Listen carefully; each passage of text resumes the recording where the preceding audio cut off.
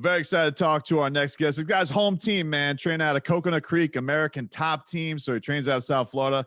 And Leroy knows a Louisiana native as well. Dustin Poirier, he is in the main event, UFC 257, coming up on January 23rd, live and on pay-per-view against Conor McGregor. Dustin, thank you so much for the time, man, and we really appreciate it. No problem, man. So yes, you two were you were bantering about on Louisiana. What a different place this is to grow up. What is so special about this place to you two? The people, the food, the hospitality. It's just home, you know. I'm sure everywhere where if you moved away from your hometown, you were always gonna miss it. You know, I moved away for a few years, and I moved when my daughter was born. We moved back home to Louisiana. It was just so refreshing to be back around my Louisiana people, man. It's just so different. Like I can't explain to you. Like, first of all, I never had a piece of grilled chicken until I left Louisiana. Like the food it's just on a different level. I always wonder, like, when you train and you're in New Orleans, how hard is it to like just stay regimented and not eat all that food? It's tough, man. There's so much good food in them. You know, I got buddies who own restaurants and all types of stuff. But usually when I'm back home, it's between, you know, I live in Louisiana. So I come to Florida to prepare for fights. So that's when I kind of cut it off. I keep it balanced in Louisiana. I eat bad, I eat healthy. I try to keep it, you know, so I don't get too far out of shape. But the real work and diet starts when I get to Florida. So I get to enjoy a little bit when I'm back home. So you're making hot sauce now? I've been seeing this all over Instagram. You're rolling out some into the condiment business. Yeah, man. Yeah. It's some good stuff too. I got a bottle here.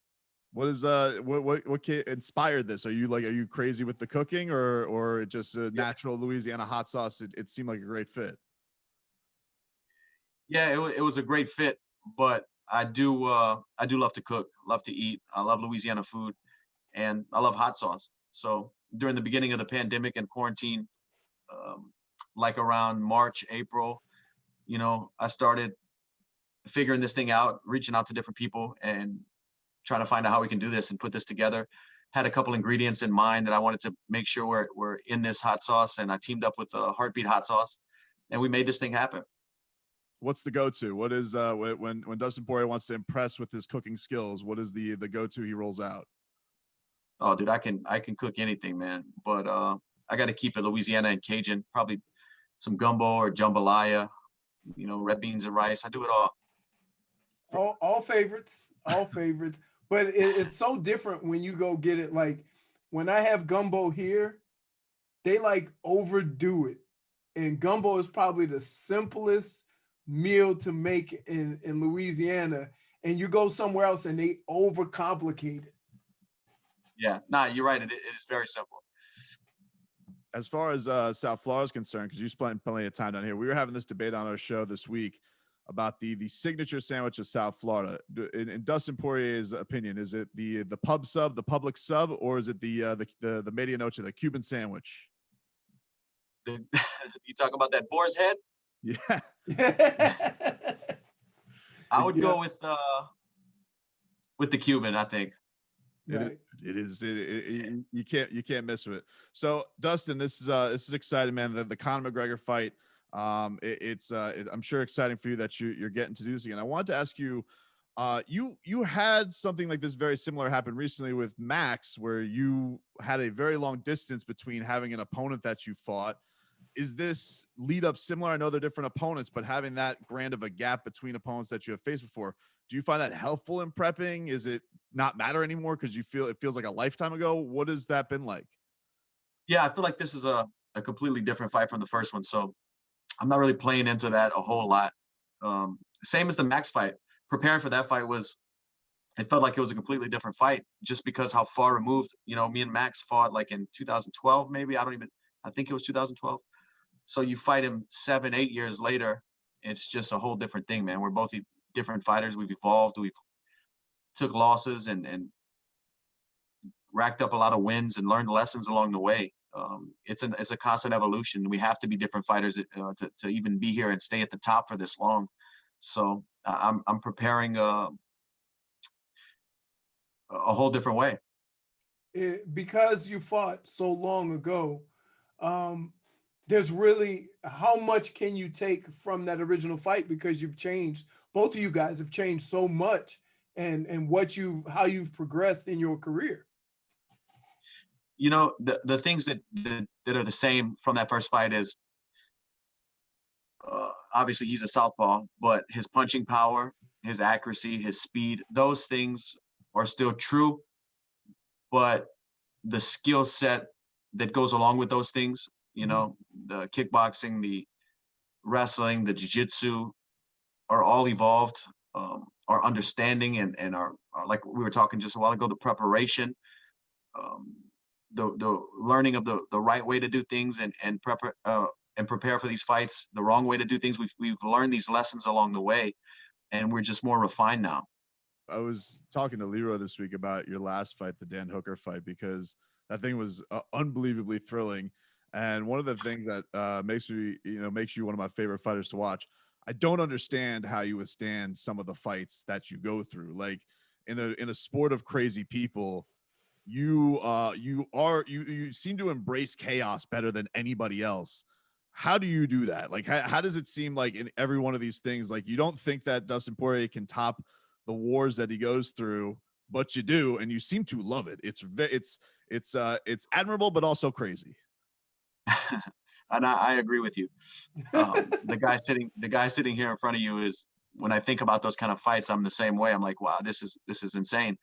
But when I get in there, something changes, you know, and I enjoy that.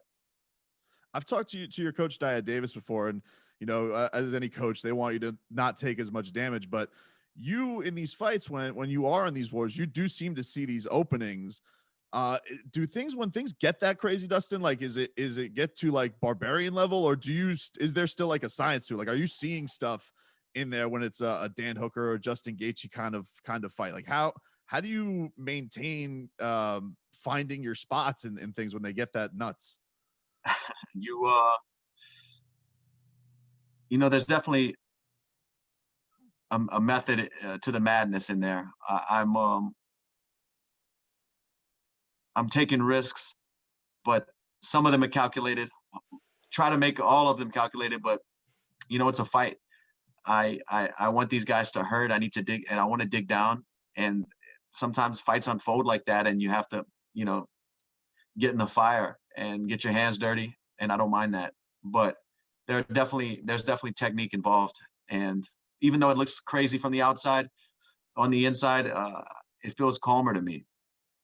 Yeah, and you were like talking back and forth with these. Was that weird fighting with the no fans? Because I mean, you did a lot of jawing back and forth with Dan. Is that something you typically do during fights, and we just noticed it more because there was no crowd, or was it just singular to that fight because there was no crowd, so you felt more open to talking?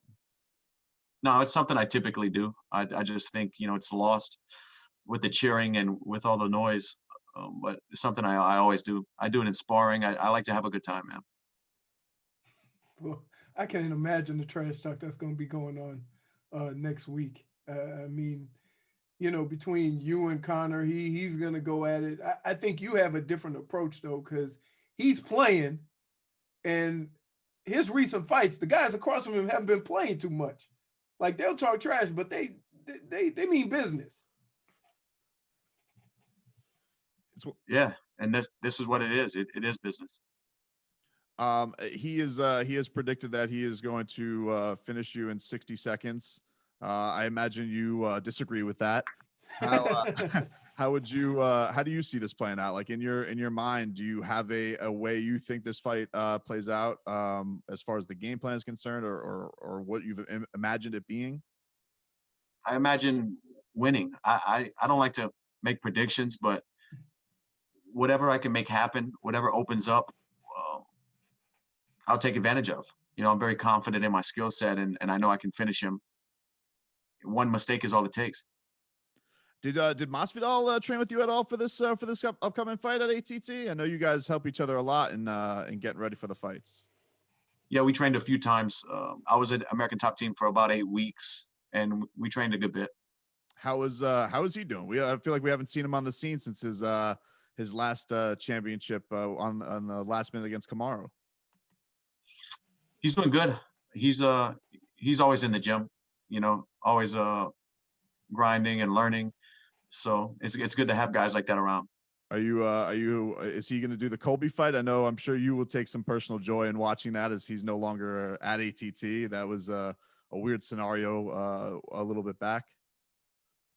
I'm not sure. I don't know what's next for the guy.